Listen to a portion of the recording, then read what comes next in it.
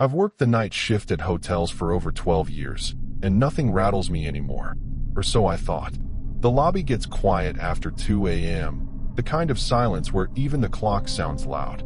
That night was no different. Rain tapped against the glass doors, and the hallway lights flickered like they always did.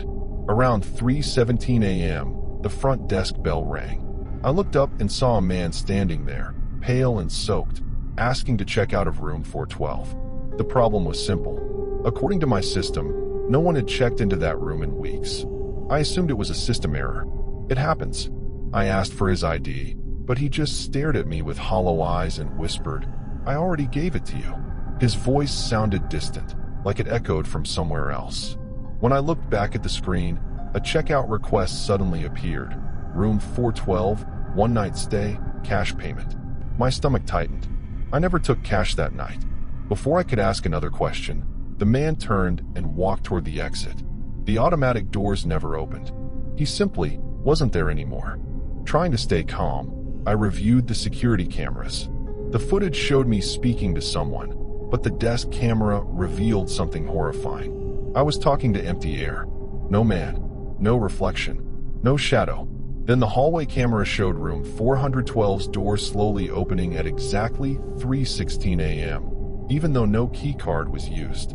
A low static hiss filled the audio, and beneath it, I heard faint whispering. My name, over and over. I shut the monitor off and felt something watching me from the dark end of the corridor. At sunrise, I told the morning manager everything. He didn't laugh. He didn't ask questions. He just went quiet. Then he said, "You saw him too. Years ago, a guest died in room 412, heart attack, alone, during a storm. Since then, night auditors reported unexplained checkouts, phantom charges, and whispers coming from the walls. Management sealed the room unofficially. No guests, no housekeeping. But sometimes, the system reopens it by itself. Always after 3 a.m. Always during rain. I lasted 2 more weeks. Every night, room 412 appeared on my screen like a waiting wound. I heard footsteps when no one walked. Soft knocking from behind the walls. On my final shift, the checkout bell rang again at 3:17 a.m. I didn't look up. I printed the receipt, slid it across the counter, and whispered, "You're all set." The bell rang once more, satisfied. I quit that morning. The hotel still operates.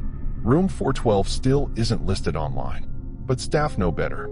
Some guests never check in, yet they always check out. Working the front desk at night teaches you patterns. Business travelers leave early. Couples argue quietly. Long-term guests blend into the background. That's why the man in room 318 didn't worry us at first. He checked in for a week, then extended again. Always polite, always smiling. He insisted on never changing rooms, even when maintenance needed access. "This one fits me," he'd say. After a month, housekeeping complained. He wouldn't let them clean. He claimed he handled it himself. But the hallway outside his door began to smell like damp earth. By the 3rd month, room 318 was marked as "Do Not Move" in our system. The guest became territorial. If someone lingered near his door, he appeared instantly, eyes wide, voice sharp. "That room is occupied," he'd say, even when no one questioned it. Night after night, we logged noise complaints, low chanting, rhythmic tapping, furniture scraping at odd hours. When confronted, he smiled calmly and said he was keeping the room settled. None of us knew what that meant. We just knew the security cameras avoided his door, glitching every time they pointed toward it. Everything changed the night the fire alarm triggered on the 3rd floor. There was no smoke, no heat, just room 318 sensor screaming. Security entered with a master key while I watched from the desk monitor. The room looked normal at first. Bed made, curtains closed. Then they pulled back the rug. Symbols carved into the floorboards spiraled outward, filled with dark residue. Candles melted into the carpet. Photographs lined the walls, old hotel blueprints, names of past guests, dates circled in red. At the center sat a shallow bowl, still warm, humming softly like it was breathing. The guest returned while security was still inside. He didn't shout. He didn't run. He simply stood in the doorway and whispered, "You've disturbed the agreement." The lights flickered violently. One guard collapsed, nose bleeding. The chanting we'd heard echoed from inside the walls now. Deeper, layered with voices that weren't human. Management ordered an immediate evacuation. Police arrived, but the guest was gone. No exit footage. No stairwell footage. Just an empty hallway and a room that felt wrong to stand near, like gravity pulled sideways inside it. Room 318 was sealed before sunrise. Concrete poured over the floor. Walls reinforced. The room number removed from the system entirely.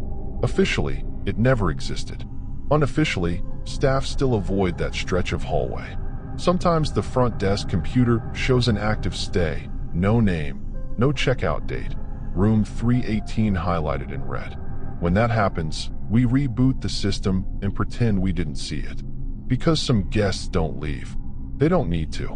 They become part of the building. And the night shift is the only one that hears them settle in.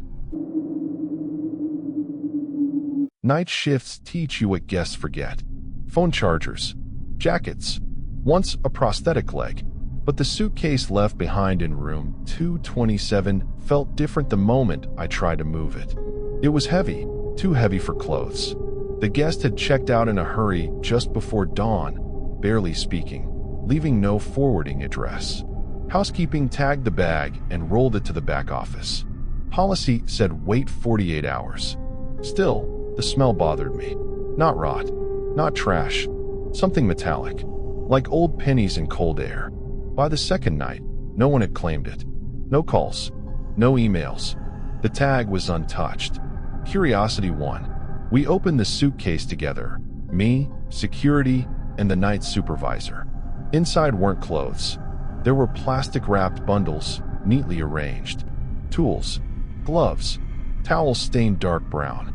And at the bottom, a cracked phone wrapped in hotel stationery. No blood, no body, just the unmistakable suggestion of cleanup. We sealed the room and called the police.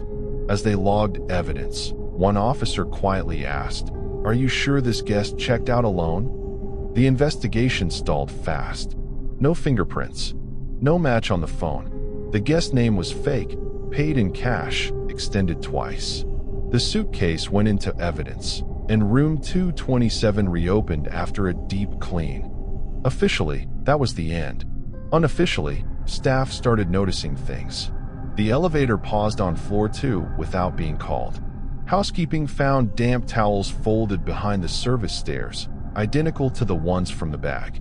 And the keycard logs showed multiple late-night entries to 227 after the checkout time. A week later, I found something tucked behind the front desk printer, a receipt from our lobby cafe, dated 3 years earlier. Same fake name, same room number. That's when I searched our archives. Room 227 had a pattern: short stays, cash payments, early checkouts. Always the same suitcase noted in housekeeping comments. Always unclaimed. I showed management. Their faces went pale. One manager admitted police had been here before. Different city, different year. Same hotel brand, same luggage description. I did my own digging. Old news articles, missing persons, cold cases. Then I found it.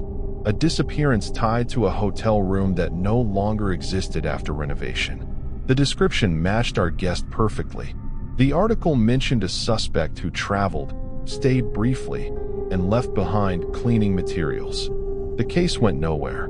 No body, no arrest.